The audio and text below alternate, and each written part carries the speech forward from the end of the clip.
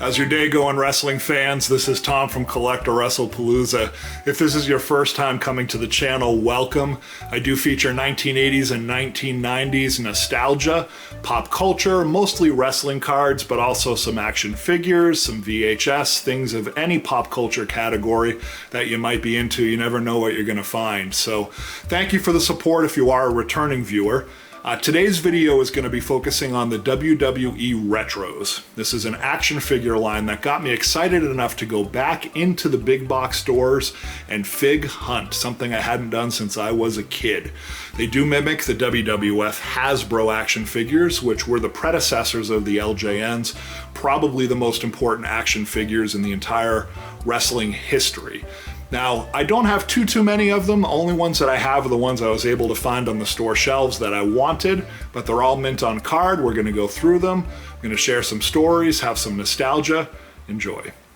CollectAWrestlePalooza. CollectAWrestlePalooza. Mattel introduced the WWE Retros into stores in 2016.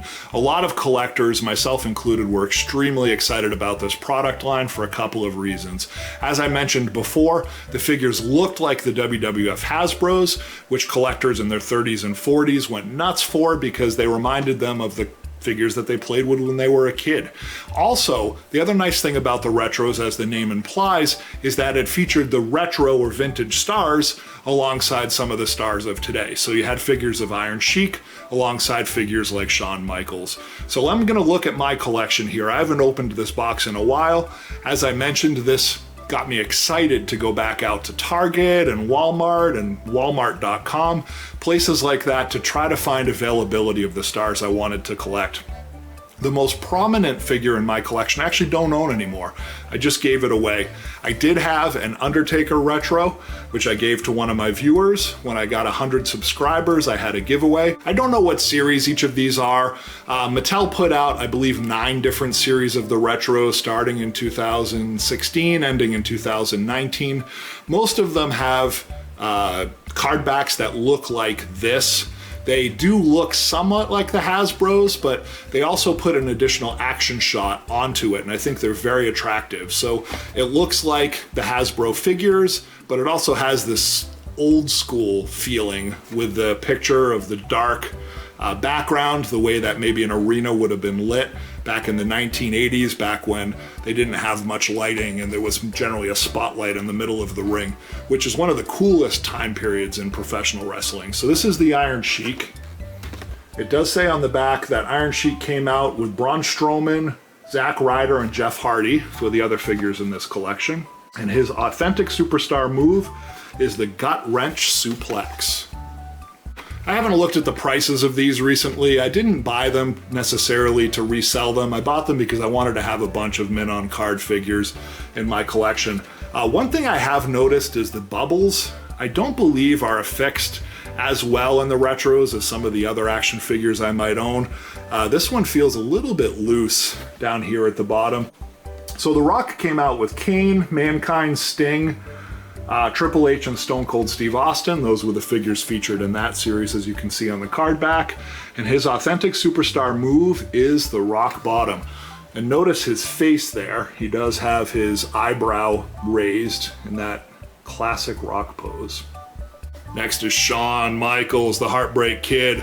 His bubble feels very intact, which is nice. And his authentic superstar move is Sweet Chin Music. That's rare. It's rare for their authentic move to actually mimic what they did, and for have it to actually be the move that they did, even if it was named the same. People that collected the Hasbros know that Rick Rude's Rude Awakening wasn't actually his Rude Awakening neck breaker, but some other type of move that they could do. And they were limited by plastic, because plastic is a rigid material, and they couldn't have these figures do too much. But it is kind of nice to see him with Sweet Chin Music, which looks to be just like a regular kick, not really a big kick there. And I do see as well, Shawn Michaels has some sort of a barcode in the back of him, some sort of a tag that's behind the figure. That's kind of interesting. I don't know what that is. Maybe if I actually read the back, you would see. Oh, it says scan the included QR code. I guess they all have them. And it unlocks superstars to play the free WWE Mayhem game. Never even realized that. These had a game included in them as well. Why is he out of the package? Reason being, I bought him from Walmart.com, and by the time I got him, the bubble had already popped off the card. So I'm guessing that the bubbles were weaker on these action figures, but I didn't want to return the Rock because, excuse me, Stone Cold, what am I saying the Rock for? Because I wanted this action figure. He is one of the earlier series, and I also think he's extremely authentic looking. I love the knee braces. Give this one an A+. Here is Ryder. Just bought him because it was available. He was in the later series with Iron Sheik, Jeff Hardy, and Braun Strowman, as I mentioned before. No one that I really follow, but I believe that he had some ties to Matt Cardona, as probably as loyal a following for his wrestling action figure collection as he does for his wrestling in GCW. So that is kind of cool to own a Ryder, but like I said, just a cool shot, cool photograph. Next we have Sheamus. Never liked Sheamus. I don't know why, just never liked him, but he was available, so I purchased him. And here's the Chris Jericho. Again, speaking of the later series, I didn't get into the retros early enough, so I missed the boat on some of the series 2 and 3. This one is the later series that was the same one as Sheamus, Shawn Michaels, and Kurt Angle. Again, same series, Braun Strowman. This is not a WWE retro, but it is a SummerSlam figure. It doesn't say. I'm not sure what series this is or who made this. A Flashback, 1991. Folks know more about it. Please feel free to post a comment. Razor Ramon. Just a really big box, which I thought was cool.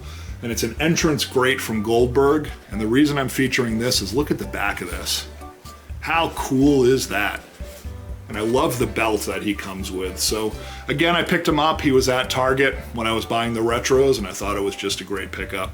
So that does it for the collection. I hope you enjoyed going through them with me. As you can see, most of them are some of the common Series 7 and 8s. The reason I'm featuring them this week is I wanted to illustrate a portion of my collection of when I went to the store and went figure hunting and how much fun that was. Just to have a box of goodies. They weren't very expensive.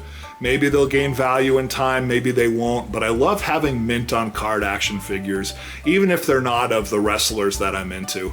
It's just cool. You know, I love having those toys. I love having the representation of what WWE was coming out with at that time.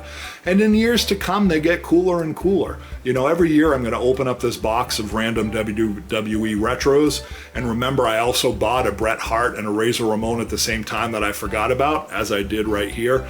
And that's what makes collecting fun. So go out, buy stuff that makes you happy. Don't really worry about the value or the long-term value unless that's what you're into, but even if you just have a box in your closet to pull out every once in a while, that's just as good as anything else. Have a great week, and thanks again for your support. CollectAWrestlePalooza. CollectAWrestlePalooza.